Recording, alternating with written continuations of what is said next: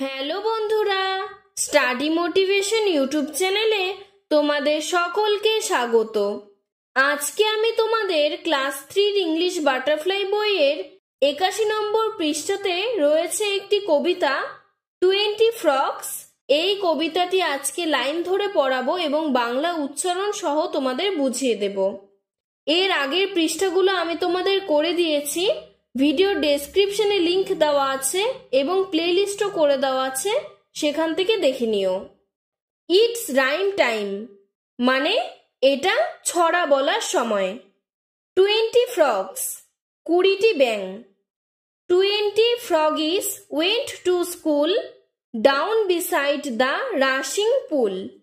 20 coats all praised and green, 20 vests all white and clean. অর্থাৎ 20 ফ্রগিস মানে 20টি ব্যাঙ went to school স্কুলে যেত। Down beside the rushing pool, rushing মানে বয়ে চলা, পুল মানে জলাশয় বা ডোবা, অর্থাৎ বয়ে চলা জলাশয় বা ডোবার পাশে নিচে। ডাউন মানে নিচে, বিসাইড মানে পাশে। তাহলে 20টি ব্যাঙ স্কুলে যেত। কোথায় যেত স্কুলে? বয়ে চলা ডোবার পাশে নিচে। 20 কোটস 20টি ব্যাঙ 20টি কোট পরে থাকতো। সেই কোটগুলো কেমন ছিল? সবগুলো কোট ছিল প্রেসড অ্যান্ড গ্রিন, অর্থাৎ আয়রন করা, সুসজ্জিত এবং গ্রিন মানে সবুজ। 20 ভেস্টস, ভেস্টস মানে গেঞ্জি, এই গেঞ্জিগুলো ছিল অল হোয়াইট অ্যান্ড ক্লিন, সাদা এবং পরিষ্কার। We must be in time said they, first we study then we play, that is how we learn the rule as we froggies go to school. We must be in time আমাদের অবশ্যই, must মানে অবশ্যই, যেতে হবে সময়ে।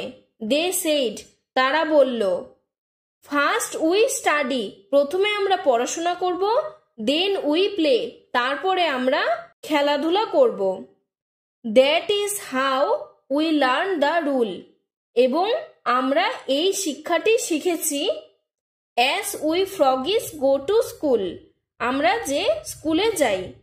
তাহলে এখানে বলেছে যে আমরা স্কুলে গিয়ে এই শিক্ষাটি শিখেছি যে আমাদের সঠিক সময়ে স্কুলে যেতে হবে। প্রথমে আমরা পড়াশোনা করব এবং তারপরে আমরা খেলাধুলা করব। তোমরাও নিশ্চয়ই স্কুলে গিয়ে এরকমই কিছু শিখতে পারো। এরপর বলেছে master bullfrog brave and stern taught us each all in our turn, taught us how to leap and dive, also how to nobly strive, taught us how to dodge below from the sticks which bad boys throw। এখানে বলেছে master bullfrog brave and stern, অর্থাৎ master মানে শিক্ষক, bullfrog মানে পুরুষ ব্যাঙ।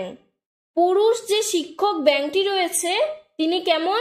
Brave মানে সাহসী এবং স্টার্ন মানে কঠোর। taught us each all in our turn আমাদের প্রত্যেককে তিনি ধরে ধরে যত্ন সহকারে শেখান। taught us how to leap and dive আমাদের কিভাবে লাফাতে হবে এবং কিভাবে জলে ঝাঁপাতে হবে। লিপ মানে লাফানো আর ডাইভ মানে ঝাঁপানো।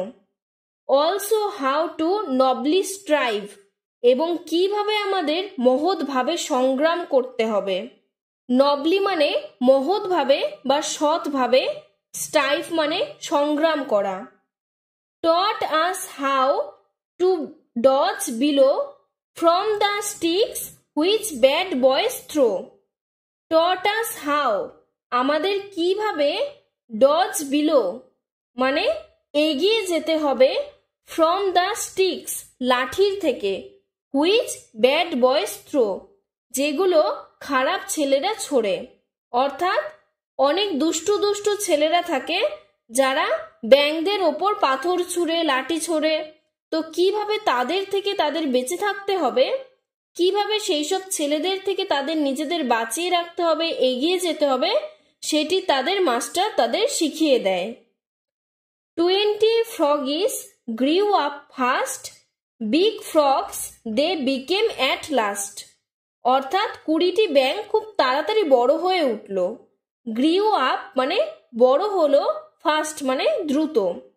Big frogs they became at last, তারা শেষ পর্যন্ত বড় ব্যাঙে পরিণত হলো।